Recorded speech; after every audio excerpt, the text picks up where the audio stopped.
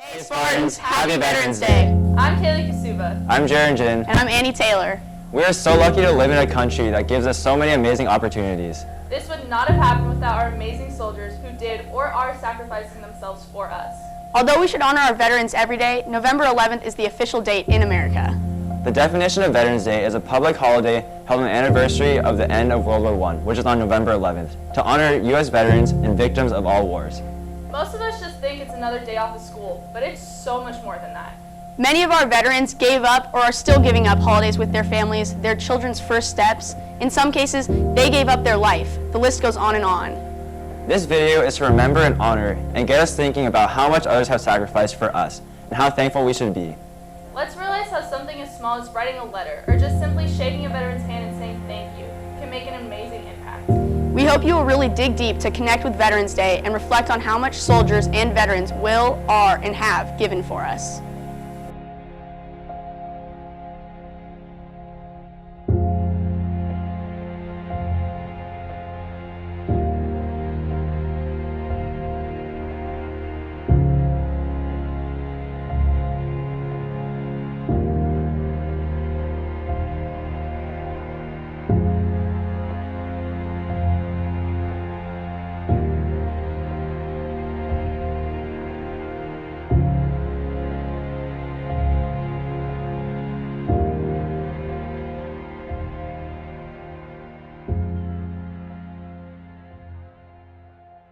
Well, in the United States, there are actually 2 days that we celebrate veterans. The first one is Memorial Day at the end of May. And so it was originally called Decoration Day, and it is obviously to honor the dead and the people who have fallen in wars defending the country. The second day that we celebrate is the one coming up, which is Veterans Day, and that actually has a very different origin. It started in Europe after World War I, and it was called Armistice Day. It was celebrated by the Europeans. It was a commemoration of the dead of World War I, in which tens of millions of Europeans were killed.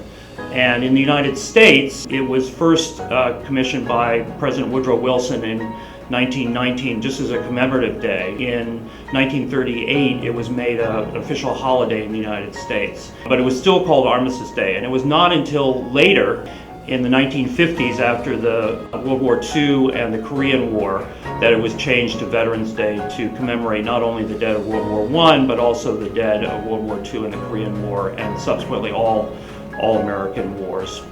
So those are the differences in the two. They're both dedicated to veterans, though, and they're not really about sales at the local store or anything like that.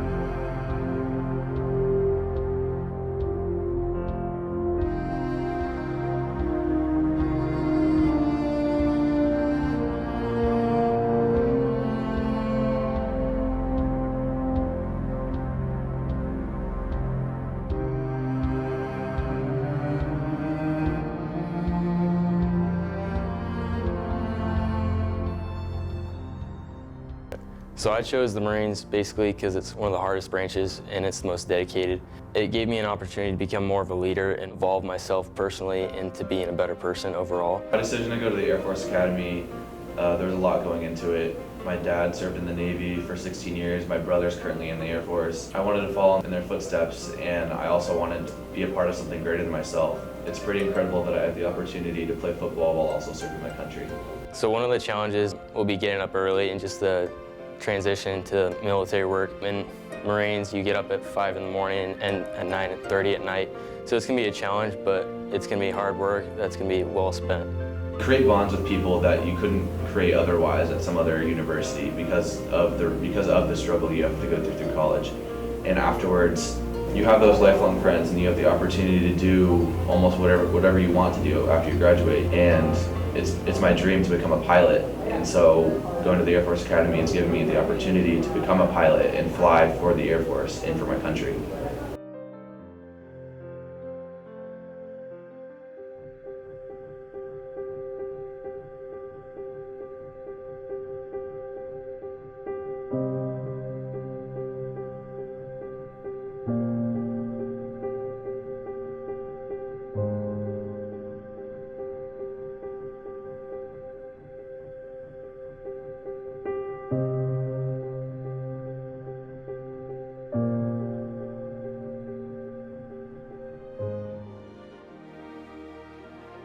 Hello, I'm Colonel Michael Patrick Sullivan. I'm in the United States Army Special Forces, and we're commonly known as the Green Berets. I've been in the Army for 22 years, and I have 6 combat tours to the country of Afghanistan. I absolutely love what I get to do every day as a Green Beret and a member of our Army Special Forces.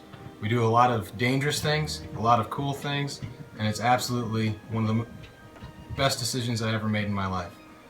I love this country, I love serving this country, and I can't imagine doing anything else. Oftentimes people come up to me on the street and thank me for my service. I just want you all to know out there that I absolutely thank you for your support. I'm also known as one other guy, that's Uncle Mike, to Emily Sullivan and Carson Meadowcroft. Thank you.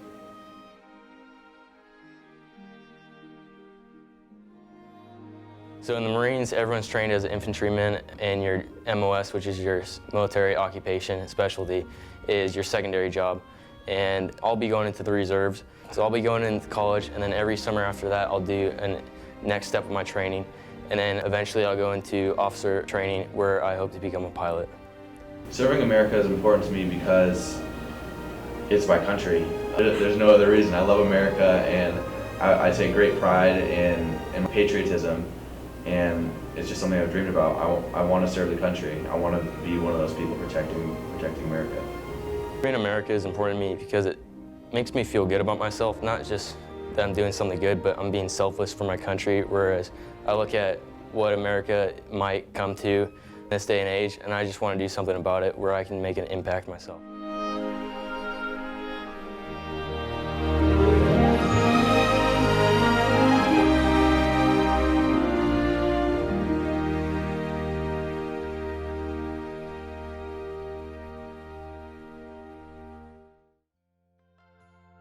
I'm Michelle Dona. I'm here to speak about why we write letters to our veterans and to our servicemen and women and to our wounded warriors. We've been doing this for the past few years, as it does bring up the morale to our servicemen and women overseas, or to our wounded warriors that are in a hospital recovering from some kind of, obviously, a wound that they received being overseas, or to our veterans that are in the hospital. And it's hard for me to see us not doing it at times, because there are people there that don't have anybody sending them things when they're overseas or coming to visit them. I do have my son in the military, and he's getting ready to deploy in January. I send these letters to every group that I can possibly think of if I don't have somebody over there at the time. It's such a morale booster for them to receive these. I read each and every one personally before I send it, because I do mail them myself. And I get so teary-eyed to think that you as students are writing these wonderful letters to bring the morale up for our servicemen and women, because if it wasn't for them, we would not have our freedom. So I hope to read some more letters and send them off. Thanks. And I had to start again with just my children and my wife. Thank my lucky stars to be living here today, 'cause the flag still stands for freedom, and they can't take that away.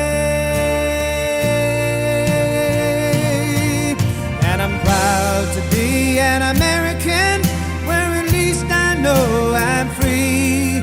And I won't forget the men who died, who gave that right to me. And I gladly stand up next to you and defend her still today.